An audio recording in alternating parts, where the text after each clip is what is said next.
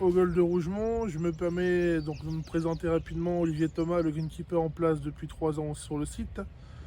On revient un an après l'essai qu'on a pu faire sur le fairway du 5 avec le drainage GEPS pour le nommer d'Excelterra mis en place par Terre en Vie en mai 2022.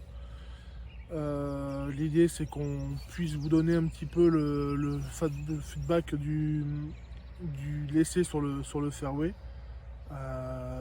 Pour moi, l'essai est relativement concluant. On est un an après. Quand le projet m'a été vendu, on m'a dit que la plus mauvaise année est la première année. Donc on y est. Donc pour moi, le retour est bon. L'hiver a été relativement correct. Les précipitations sont relativement absorbées par le système. Et on a eu un petit phénomène de chance, on va dire.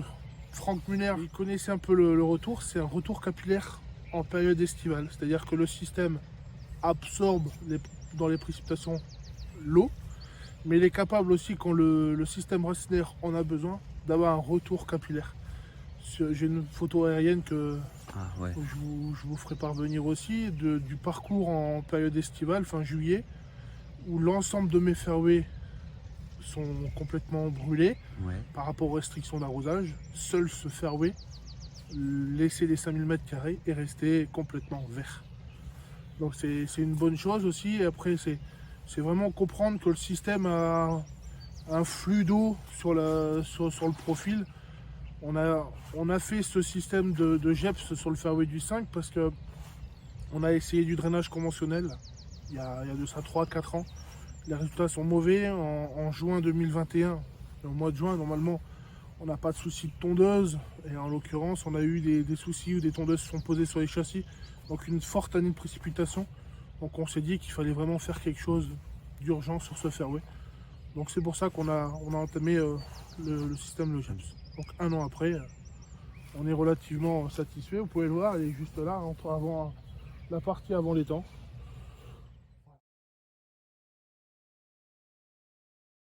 Sur cette zone, donc 5000 m2, 212 perforations qui vont de 1,50 m à 12 mètres de profondeur.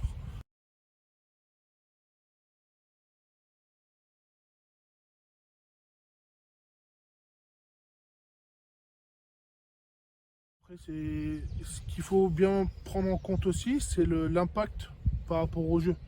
Quand vous faites du drainage conventionnel, il y a une ouverture de tranchée, une évacuation de matériaux, ramener des matériaux, donc c'est un volume important, une organisation importante à avoir. Vous avez un impact sur le fairway, alors soit vous repassez par le plaquage avec un risque quand même d'avoir une tranchée qui est un peu concave. Donc là, l'impact il est minime. Si vous ouvrez un bogey de hole cutter, ils font la mèche, on remet le bogey, le système est ni vu ni connu. Donc le drainage fonctionne, mais l'impact au jeu il est minime. Juste une fermeture des 5 jours pendant l'intervention du chantier, c'est tout.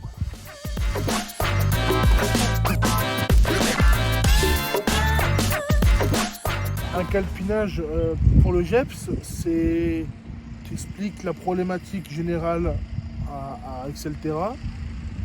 L'idée c'est que nous on a la chance d'avoir un orthoplan, c'est-à-dire une vue du drone, du golf par drone, donc qui nous permet d'avoir toutes les distances, tous les dénivelés du site. Et après Excelterra font des calculs et se dit bon ben sur cette zone là on a fait un calpinage, il faut un trou de 12 mètres à tel endroit, un trou de 6 mètres à tel endroit, 3 mètres, 1,50 m, et on arrive à un calpinage comme on a en place sur le fairway du 12, où les drapeaux bleus c'est des drapeaux qui sont en perforation à 6 mètres, des drapeaux rouges perforation à 12 mètres. Donc là dans leur phase de travaux on fait d'abord les grosses perforations et après on fera le calpinage intermédiaire qui est de 3 mètres et 1,50 m.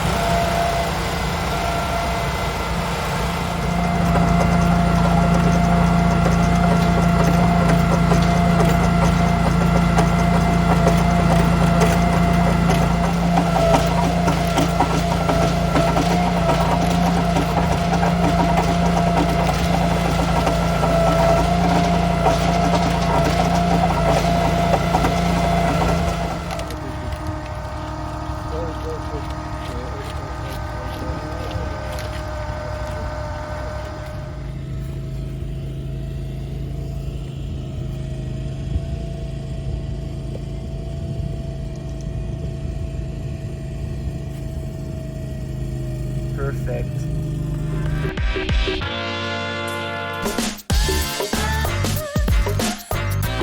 Comme convenu, on est sur le futur green qui va recevoir la perforation du GEPS.